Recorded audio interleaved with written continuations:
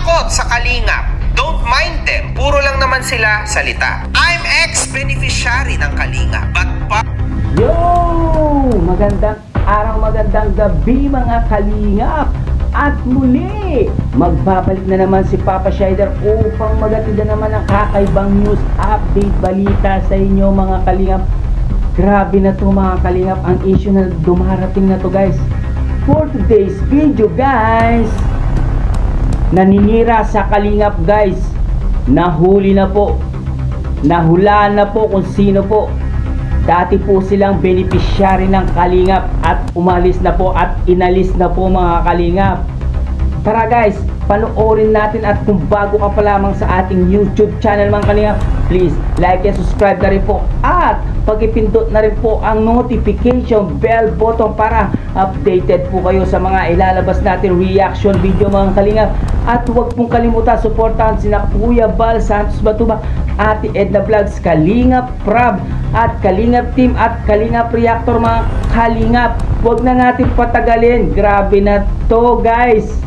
Talagang gustong pabagsakin ng kalingap. Let's go! huwag kang matakot sa kalingap.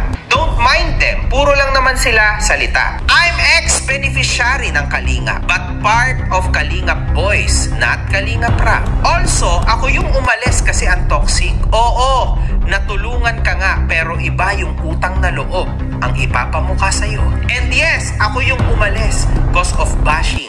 Mismong si Kuya Val nang bash sa akin, pero siya yung founder at ama ng kalingap na siya dapat ang magtatanggol sa nasasakupan niya. Pero iba yung nangyari, siya mismo yung nambalahura sa akin. Ayan yung nangyayari sa atin ngayon, di ba? Di ba? Gets? Tas ayan din yung nangyayari na paulit-ulit siya sa achievement. Exactly same sa message ito. Oy, something's connecting here. At kung ano-ano ang tinawag sa akin, wala akong kasalanan. Nandahil lang din sa love team, kaya ako nabash. Kasi pilit nilang sinisiksik na may gusto ako doon sa scouter ko. Pero wala naman talaga kasi may BF naman ako. Ginagawa nila ako ng issue para lang mabash ako. Kaya mas pinili ko na lang umalis at gumawa ng sariling YT channel. Netizen number 2, Boss MG.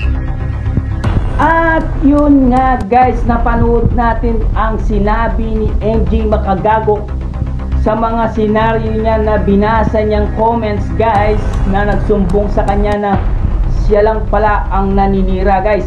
Dalawa lang po ang ating suspect sa paninira, kung hindi po si Arjane guys, no?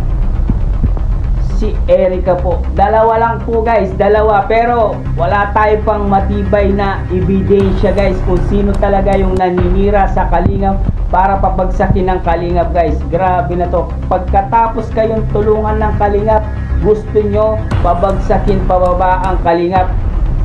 Kahit anong gawin yung paninira sa kalingap, kahit dati kayong ex-beneficiary ng kalingap Angels, no? Dati kayong Kalingap Angels, no? Dahil nagka-issue kayo, kaya hindi na kayo Kalingap Angels, no? Hindi na kayo kasali. Gusto niyo talaga papagsakin ng kalingap para marami silang mapag-usapan at maraming mag-usga sa kalingap para masira na pong tuluyan ng kalingap. Pero nagkakamali po kayo.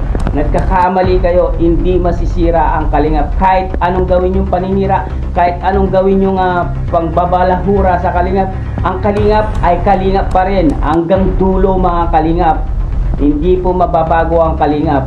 Talagang ipaglalaban po natin ang kalingap simula una hanggang dulo guys. Kaya kung kayo ay naninira, mas mabuti pang tumahimik na lang po kayo mga kalingap. Tumahimik na lang kayo. Wala kayong mapapala. Baka makasuhan pa kayo sa mga pinaggagawa nyo sa paninira sa kalingap. Yes guys, no, hanggang dito na lang ang ating reaction video mga kalingap. Sana magbago na kayo. Sana mapagsabihan nitong dalawang nito na naninira. Dalawa lang sigurado ang naninira nito, kung hindi yung isa guys, no? Hanggang dito na lang guys. Maraming salamat sa panonood. I love you all guys. Mwah mwah, chup chup, bye.